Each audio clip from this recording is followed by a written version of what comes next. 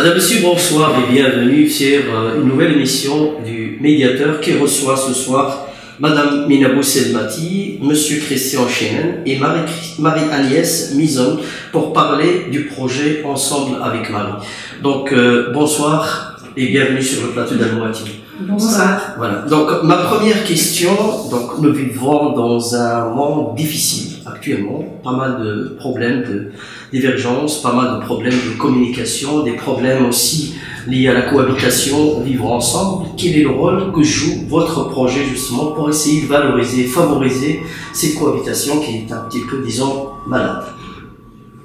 Je donne la parole à Mina. Oui, tout à fait. Donc, cette initiative justement porte à son sein donc une manière de favoriser donc une culture de la paix, ça c'est très important, de favoriser aussi, de promouvoir le vivre ensemble et de mettre en avant le dialogue interreligieux, parce que c'est très important de donner un signal fort à la société pour montrer justement que des communautés qui sont vues de l'extérieur comme parfois très divergents peuvent à un certain moment se mettre ensemble pour construire du lien et pour construire ensemble des valeurs humanistes pour apaiser justement les conflits. Et Marie-Agnès, pour vous, c'est quoi le problème en fait? D'où viennent ces problèmes de communication entre personnes porteuses de cultures différentes ou personnes d'origine différente, de cultures ou de religions différentes? Sans doute que ça vient de la peur. Et j'ai envie de dire que le contraire de l'amour, ce n'est pas la haine, c'est la peur. À partir du moment où on développe cette peur, tout de suite on fait grandir dans sa petite tête toutes sortes d'idées, et puis on coupe la communication, on entretient dans notre conversation ces idées qu'on a, et finalement c'est l'escalade. Et souvent ces peurs empêchent la véritable rencontre.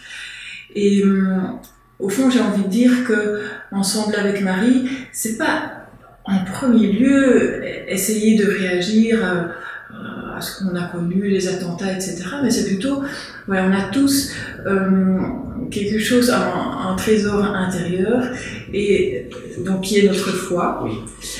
Et cette foi n'est pas un sujet de division, mais au contraire, enfin, moi chaque fois que j'ai pu parler avec un musulman ou une musulmane qui exprimait sa foi, en moi il y avait quelque chose d'une joie, quoi, parce que je retrouvais dans cette personne ce qu'il y a en moi.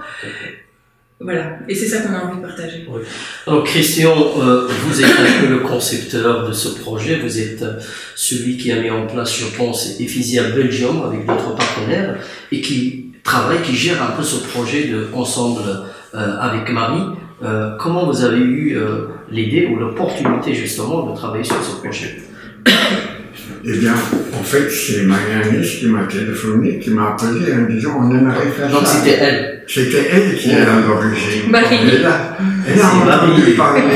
Ça vient de Marie en plus. Ça vient de Marie. Marie-Agnès. En fait, Ensemble avec Marie, je crois que vous faites référence à cela déjà. Oui. À son origine au Liban. Et au Liban, il y a 20, je crois, différentes ou 17 différentes communautés religieuses. Et politiquement, ils sont un peu en tension, un peu différents, un peu... Au chez nous aussi. Mais chez eux, c'est beaucoup plus politique encore que chez nous. Et j'étais 2-3 fois au Liban. Et ça s'appelait là, une fois par an, une grande réunion qui s'appelle Ensemble autour de Marie. Et j'étais très, très impressionné. Et puis, un jour, l'idée est venue, mais mon Dieu, c'est valable pour nous en Europe aussi. On a des musulmans, peut-être la proportion est différente, mais il y a des musulmans, il y a des chrétiens et d'autres. Et on s'est dit, entre nous, un petit groupe, si on s'est laissé inspirer par les Libanais, et si on importait, si vous voulez, cette affaire-là, et on a dit, bah, on va pas faire ça comme chrétiens, on va faire ça avec des musulmans. Et on a constitué un groupe, une vingtaine de gens, à peu près 10 musulmans, 10 chrétiens. Et on a pensé, comment va-t-on faire? Et en fait, les musulmans étaient un peu mal à l'aise. Et je ne sais pas exactement, au début, je ne savais pas pourquoi. Et puis, quelqu'un, après la deuxième, troisième réunion, disait, je peux poser une question. Est-ce qu'on ne peut pas changer le nom ensemble autour de Marie? Mais ça marche si bien au Liban, pourquoi? C'est ce qui est bien dérangeant.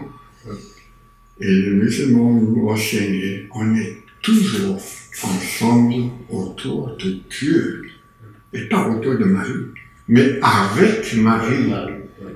Quelle leçon les musulmans nous ont donnée? Et tout de suite, ils ont dit, mais c'est évident, nous aussi, on ne peut pas faire de Marie un Dieu, mais elle intercède, elle nous mène vers Dieu. Et ça, c'est le mot-clé, c'est la rencontre qui compte. Rencontrer Dieu, rencontrer des musulmans, rencontrer des gens.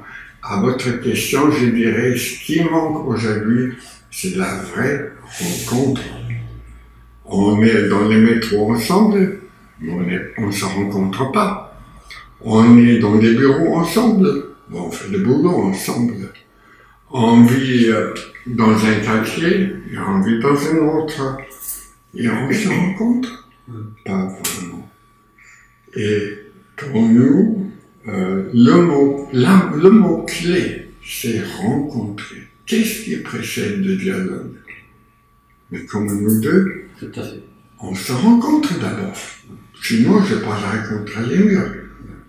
Et plus la rencontre est intense, plus les dialogues entrent aussi en profondeur et devient riche. Et on pourrait peut-être dire, dans les dialogues qu'on connaît, il y a des dialogues tout le temps ici à Bruxelles, interreligieux, mais trop rarement on valorise le côté rencontre profond, et quand je dis profond, c'est spirituel, parce que l'homme est aussi un être spirituel. Oui. Donc rencontre, dialogue, et dans le monde actuellement, nous avons quand même de l'ordre de 90%, de 90%, on a dit à la Belge, de personnes quand même qui partagent presque tout, partagent les mêmes marques, les mêmes surfaces, les mêmes écrans de télévision, les mêmes portables. Donc nous sommes quand même sur cet espace de rencontre. On se rencontre sur beaucoup de choses. Et pourquoi justement on n'arrive pas à construire la paix ensemble? Mina. Mais quand vous parlez de sociétés justement où il y a un certain conformisme, une uniformisation on va dire, des comportements de consommation, il faut savoir aussi qu'il y a un nouveau retour, pas du religieux mais du spirituel, donc vraiment un retour de force de l'être ensemble.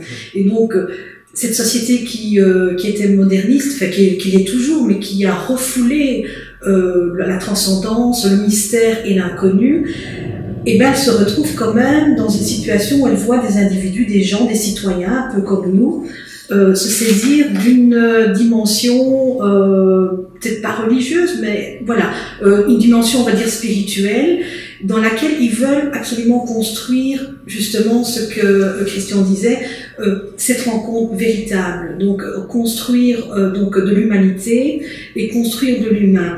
Et moi je pense que quand on dit on n'arrive pas peut-être au niveau des États, mais au niveau des communautés, des expériences, de l'intimité, de ce que nous on vit, je crois qu'il y a des bonnes volontés, si je puis dire ça ainsi, donc des personnes, que ce soit des communautés chrétiennes, musulmanes ou autres confessions, qui ont cette envie et cet élan d'aller au-delà de ce que la société propose. Et en fait, pourquoi? Parce que c'est simplement inscrit comme étant, je veux dire, une partie de soi, d'une partie de l'humanité.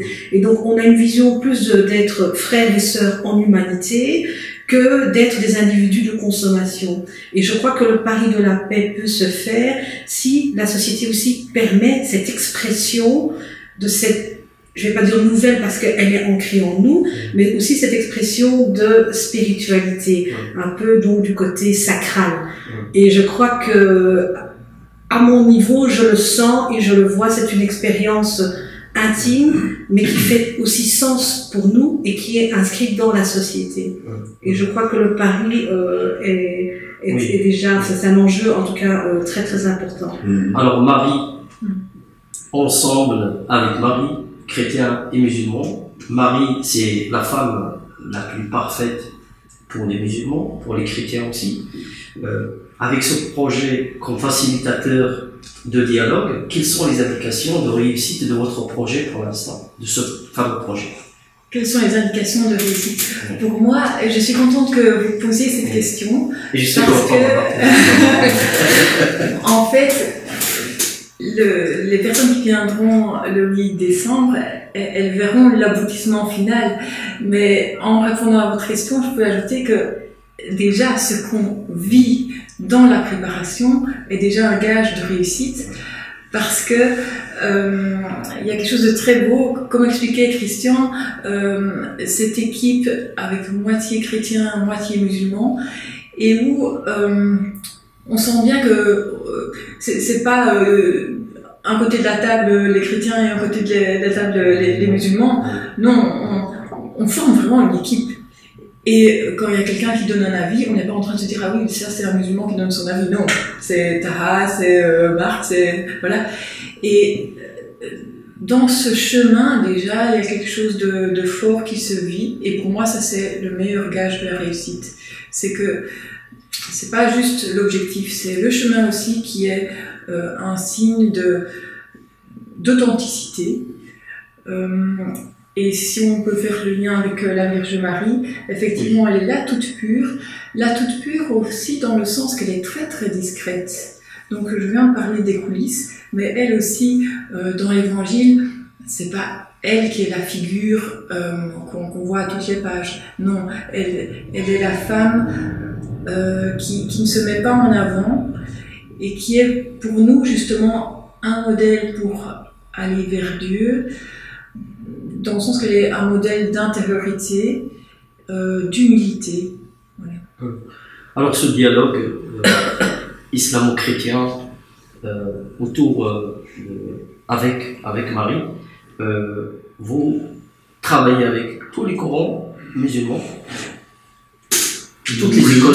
On est marré parce qu'à la base, comme nous l'avons dit, il s'agit de la paix. Il s'agit de quelque chose qui est profondément humain, c'est-à-dire spirituel.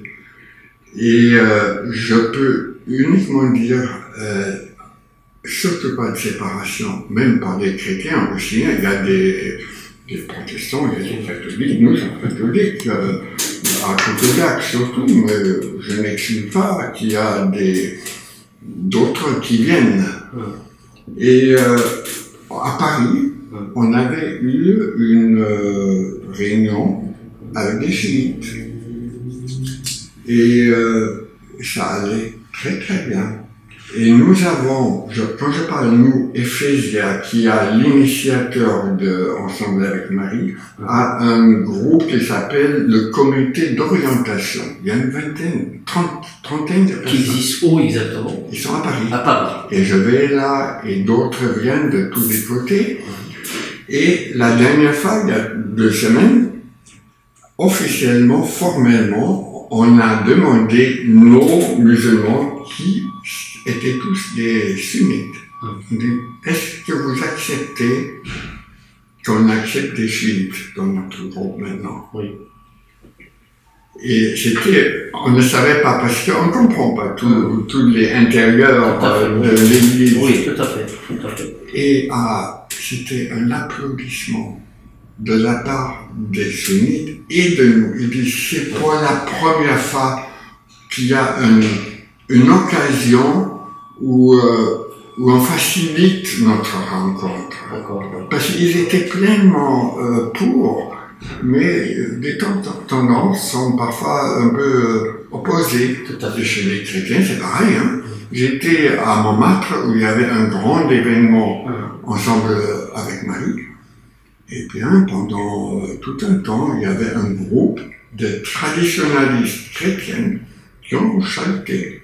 Enfin, qui ont prié à haute voix des prières mariales pour perturber de musulmans ou des chrétiens qui parlaient à la devant, au micro. Oui, oui. Donc ça existe Ça partout. existe, oui. Et la paix, vivre ensemble est important. Et se rencontrer. Parce que la rencontre, je crois, Très important. c'est un truc de Dieu. Il veut que nous nous rencontrions et que lui peut nous rencontrer à travers l'autre. Et surtout pas séparer. Tout à fait. Alors, quels sont les outils, les supports avec lesquels vous travaillez justement? Donc, dans le projet, les outils qui nous sont donnés, on a d'abord la rencontre, hein, donc les échanges autour de la parole, hein, qui est distribuée équitablement entre les deux parties, musulmanes et chrétiennes. Ça, c'est une chose très importante parce que chacun se sent respecté dans sa différence et aussi dans sa contribution. Donc, il n'y a pas un qui va jouer le jeu de leader par rapport aux autres. Et je crois que c'est un message aussi pour montrer qu'il est tout à fait possible de vivre en société, puisque l'expérimentation du groupe a permis justement de voir que les choses pouvaient fonctionner dans le concret. Deuxièmement, on a comme outil donc un événement. Ça, c'est un marqueur très fort pour la société, puisqu'elle va s'inscrire dans un lieu symbolique qui est un édifice religieux. Et dans cet édifice religieux, c'est un édifice catholique, mais qui permet à toutes les sensibilités, toutes les cultures et toutes les religions d'être présents. Et donc là, c'est un deuxième outil que je trouve fort intéressant dans le dialogue de interconfessionnel et interconfessionnel. Donc, c'est très important comme outil. On a d'autres outils comme, je peux parler par exemple des chants sacrés. Et ça, c'est un outil très fort parce qu'en fait, cet outil-là va transcender un langage qui est spirituel et qui va permettre à chacun de se reconnaître, croyant ou non croyant. Et donc ça, c'est important parce qu'en fait, quand on parle de Marie, elle transcende donc toutes les croyances, toutes les sensibilités, mais elle nous permet aussi, parce que c'est un message d'amour, de transmettre cet amour. Et donc, les chants sacrés, ça vise l'universel et ça vise aussi l'amour. Et donc, un des outils pour répondre, c'est l'amour. Donc, une valeur où tout le monde est d'accord. Et ça permet justement de se mettre ensemble sans trop de discussion. C'est un moment de silence, de méditation parce qu'on en a besoin, et un moment de recueillement. Et surtout d'intériorité. Parce qu'en fait, ce qui se passe aussi, c'est que à force d'être à chaque fois dans l'extérieur et rechercher quelque chose qui est pas intérieur, aussi parfois on se perd. Et là, cette esthétique, cette beauté nous permet une certaine intériorité et nous permet aussi à nous un apaisement. Donc c'est quelque chose de beau pour nous en tant qu'individus et c'est aussi beau pour toutes les personnes qui sont présentes. Donc on a une dialectique qui va et qui vient entre le groupe et l'individu. Marie-Agnès, le déroulement de l'événement et les étapes, justement, est-ce que vous pouvez nous les expliquer pour les auditeurs et puis aussi les personnes qui vont voir l'émission pour les aider justement à intégrer ou soit à venir participer à ce projet.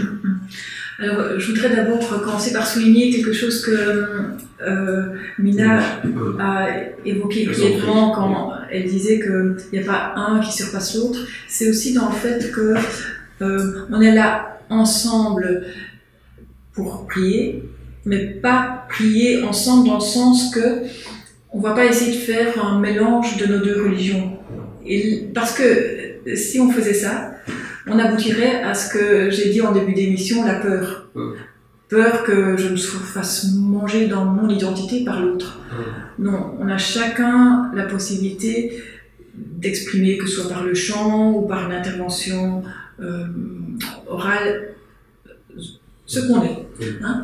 Alors, pour le déroulement, je ne connais pas par cœur, mais il y aura un temps avec une chorale d'enfants scouts qui va chanter. Et puis, il y aura une chorale d'enfants défavorisés chrétiens qui va chanter.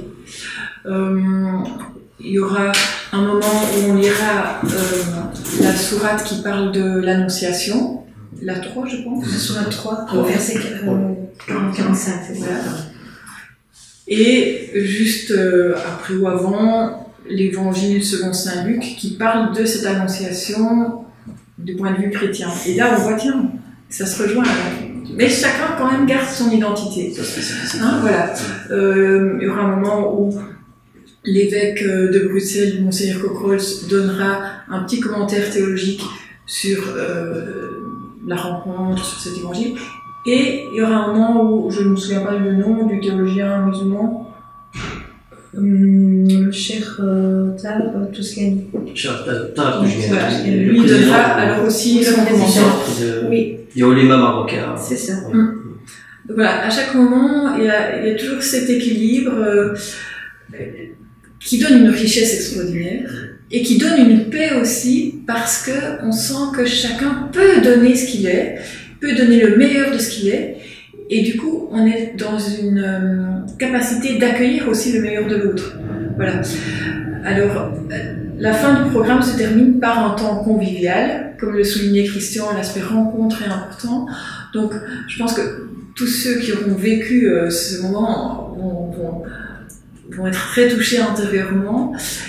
Et ensuite, le temps de la rencontre fraternelle est comme un temps d'explosion, quoi, dans le bon sens du terme, une bonne explosion où on peut alors rencontrer ceux avec lesquels on a vécu quelque chose de fort. Christian, un chouette projet, un projet, il y a la paix, la convivialité, le vivre ensemble, la rencontre. Et alors, ça se passe entre musulmans et chrétiens et les juifs. Oui, tout à fait valable. Ça pourrait être aussi les bouddhistes, ça pourrait être d'autres religions ou philosophies. Mais nous avons pensé que musulmans et chrétiens, ça c'est notre territoire qu'on aimerait travailler, entre guillemets. Parce que je crois les tensions étaient vivantes ici en Belgique et ailleurs, et notre ensemble a trois adjectifs qui veulent dire ce que nous sommes. C'est spirituel, c'est populaire dans le bon sens, tout le monde peut venir, c'est pas élite ou quelque chose. Et c'est citoyen. C'est-à-dire, on veut avoir un impact sur la société éventuellement. Et ça a été dit par la paix et vivre ensemble. Mais nous disons pas uniquement vivre ensemble, mais vivre mieux ensemble et construire ensemble. Faire de ceci un petit élément d'aller plus loin. C'est pour ça, j'espère beaucoup à votre question que notre réunion ne sera pas uniquement un magnifique feu d'artifice. Tout le monde est dit magnifique, on s'est rencontrés, on a eu un thé chaud, etc. Non. Après, on commence à réfléchir. Qu'est-ce qu'on fait après?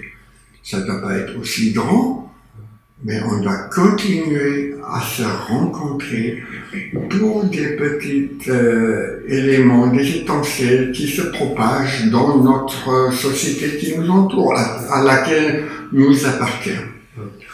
Mais il y a un dernier mot pour on arrive à la fin de l'émission. Oui, moi je voudrais juste marquer, en tout cas pour les musulmans, de bien savoir que donc Marie a quand même une place importante dans la tradition musulmane. Et donc Dieu nous a donc donné dans le cadre des récits coraniques la sourate 19 et la sourate 3 verset 45 qui justement mettent en valeur et mettent en avant donc la figure de Marie. Et donc elle est là pour nous accompagner sur le chemin de Dieu. Et donc c'est un cheminement vers Dieu qui va nous permettre d'être en présence avec Dieu et d'être aussi en présence dans notre humanité. Marie-Agnès, Oui, sur le plan pratique, je voudrais ajouter qu'on propose une animation pour les enfants. Oui. Et donc, c'est bien que les familles puissent venir avec leurs enfants. Quel genre d'animation vous pouvez expliquer? Eh bien, tout ce qu'on organise, on fait ensemble chrétiens et musulmans. Et donc là aussi, on aura des animateurs chrétiens et des animateurs musulmans, des jeunes, qui vont s'occuper des enfants pendant qu'on vivra quelque chose entre adultes. Et ils ont pu entendre l'esprit dans lequel on le faisait. Donc, bon, ce sera certainement très ludique, mais ce sera pas d'un côté les petits enfants musulmans, d'un côté les petits enfants chrétiens, et je crois que d'ailleurs ils disent déjà ça. Oui, c'est ça. Qui sentent qu'il y a quelque chose de fort qui se vit. Et insister aussi sur l'invocation et la prière en commun. Oui, donc on terminera. Donc les enfants qui... Non, toute la salle en fait. Oui, on va terminer. On va prier pour l'autre en fait. Oui. Oui, c'est ça. Oui, je disais l'invocation parce que nous on dit invocation. C'est ça. Où chacun pourra être invité à prier pour un chrétien, prier pour un musulman, prier pour un chrétien. Voilà. J'ai envie de terminer par n'ayez pas peur, quoi. Venez, ne fût-ce qu'en curieux. Voilà. Et le lieu, l'endroit? Donc ce sera à la basilique de Kuckelberg, de 15h à 17h.